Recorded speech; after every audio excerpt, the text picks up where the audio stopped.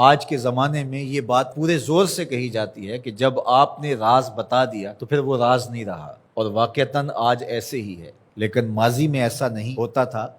اور آج بھی جو اللہ کے بندے ہیں، جو حقیقی فلاح اور کامرانی والے لوگ ہیں، وہ آج بھی ان چیزوں کی پاسداری کرتے ہیں۔ یہ امانت ہے، اس امانت کو ضائع نہیں کرتے۔ اسی طرح آپ جو کام کرنے جا رہے ہیں، جو آپ کا ذمہ لگایا گیا، تاکہ مزدور 8 گھنٹے کی ڈیوٹی ہے تو وہ اس کے اندر کم چور بن جائے، تو وہ بھی امانت کے اندر خیانت کر رہا ہے۔ دفتری ذمہ داریاں ہیں تو وہ ان کو نہ نبھائیں، سارا دن سائلین باہر دھکے کھا رہے ہوتے ہیں اور اندر میٹنگز چل رہی ہوتی ہیں۔ آپ کو منصب دیا گیا تھا لوگوں کی ضرورتوں کو پورا کرنے کے لیے، آپ کی ذمہ داریوں میں یہ چیز شامل ہے کہ آنے والے لوگوں کی ضرورت کو پورا کریں، تو یہ امانت کے زمرے میں آتا ہے۔ ممبر و محراب یہ بھی ایک ذمہ داری ہے، اس کے جو تقاضے ہیں اس کو نبھانا پڑے گا، اور اگر نہیں نبھاتے ہیں تو آپ اس امانت کو صحیح طرح ادا نہیں کر سکتے۔ تو اس سے صرف مالی امانات ہی مراد نہیں ہے، اس سے ہر وہ چیز جو اس زمرے میں ہو اس کو شمار کیا جائے گا۔ اور یہ بات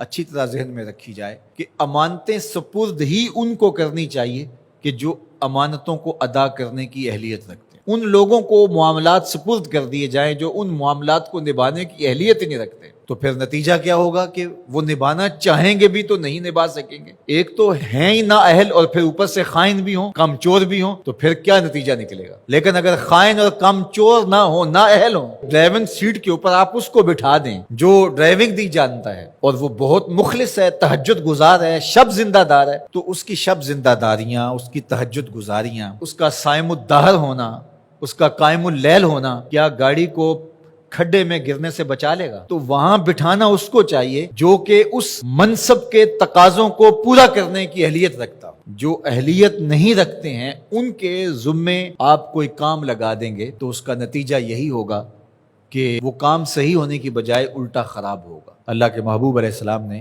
قیامت کی نشانیاں بیان کرتے ہوئے ایک نشانی یہ بھی بیان فرمائی تھی، اذا وسد الامر الی غیر اہلہ فانتظر الساعہ، جب معاملات ایسے لوگوں کے سپرد کیے جائیں جو نااہل ہوں تو فرمایا پھر قیامت کا انتظار کرنا۔ اس لیے ہمیں اپنی زندگی پر بہت زیادہ غور کرنا ہوگا، جو میرے ذمے کام ہے میں اس کو نبھاؤں اور اس کو دل و جان سے نبھاؤں۔ مجھے جو منصب دیا گیا ہے ممبر و محراب کا، میں اس کو پورا کروں۔ اگر آپ کے ذمے پھولوں کی ایک کیاری میں پانی لگانا ہے تو آپ وہ کام کرنے جا رہے ہیں جو آپ کر نہیں سکتے، اور آپ کہتے ہیں کہ نہیں میں ممبر پہ بیٹھ کے خطابت کروں گا، وہ تو آپ کا منصب ہی نہیں ہے۔ آپ کو جو کام دیا گیا ہے وہاں گوڈی میں کوتاہی نہیں ہونی چاہیے، وہاں وقت پہ پانی ملنے پہ کوتاہی نہیں ہونی چاہیے۔ ہر بندہ جو اس کا منصب اور اس کا جو دائرہ کار ہے، جب اس میں کام کرنے لگ جائے گا تو نتیجہ کیوں پیدا نہیں ہوگا؟ یہاں مسئلہ یہ ہے کہ ہر بندہ کہتا ہے کہ میں یہ کروں گا جو وہ کر ہی نہیں سکتا ہے، اور کچھ لوگ توقع بھی لگا کے بیٹھتے ہیں اور ہم حیران ہوتے ہیں کہ یہ کس طرح ہو سکتا ہے، جو ضابطہ اس کے مطابق ہی کام ہوتے ہیں۔ تو اللہ تعالیٰ جل شانہ اس قوم کی حالت نہیں بدلتا جو اپنی حالت خود بدلنے کے لیے آمادہ نہیں ہوتی۔ آج امت مسلمہ کا مسئلہ یہ ہے کہ امت مسلمہ میں وہ صلاحیتیں جو ہونی چاہیے تھی، ایک تو مفقود ہیں، دوسرا تقسیم کار نہ ہونے کی وجہ سے آج امت لڑکتی چلی جا رہی ہے، اور آج ہم وہاں کھڑے ہیں جہاں ہمیں کھڑا نہیں ہونا چاہیے تھا۔ خدا کرے کہ اس چمن میں بہار آئے اور یہ امت پھر فروغ پائے، اور اگر ہم اپنے حصے کا کام نہیں کریں گے تو اللہ تعالیٰ جل شانہ اس دین کو کبھی مٹنے نہیں دے گا۔ یہ بات ذہن میں رکھیے گا، یہ دین غالب ہی رہے گا، یہ دین ہمارا محتاج نہیں ہے۔ اللہ ہماری جگہ کسی اور شخص کو لے آئے گا اور اس کے ذریعے سے دین کو غالب کرے گا۔ اس لیے ہم نے اپنے حصے کا کام کرنا ہے، اس کو کبھی بھی ترک نہیں کرنا ہے۔ تو بات امانت کی چلی، تو امانت صرف مال کی نہیں ہوتی۔ آپ کے پاس کوئی گٹھڑی رکھ گیا، آپ کے پاس جو ہے وہ کوئی پیسہ روپیہ رکھ دیا تو وہی امانت نہیں ہوتی۔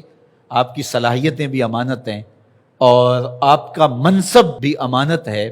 آپ پر جو لوگوں نے توقع کی، ٹرسٹ کیا، وہ بھی امانت ہے۔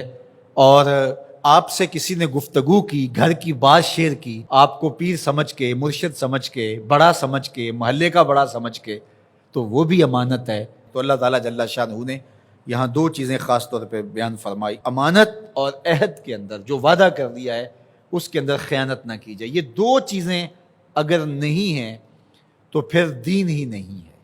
لا دین لمن لا عہد لہ، جس کا عہد نہیں ہے اس کا دین ہی نہیں ہے۔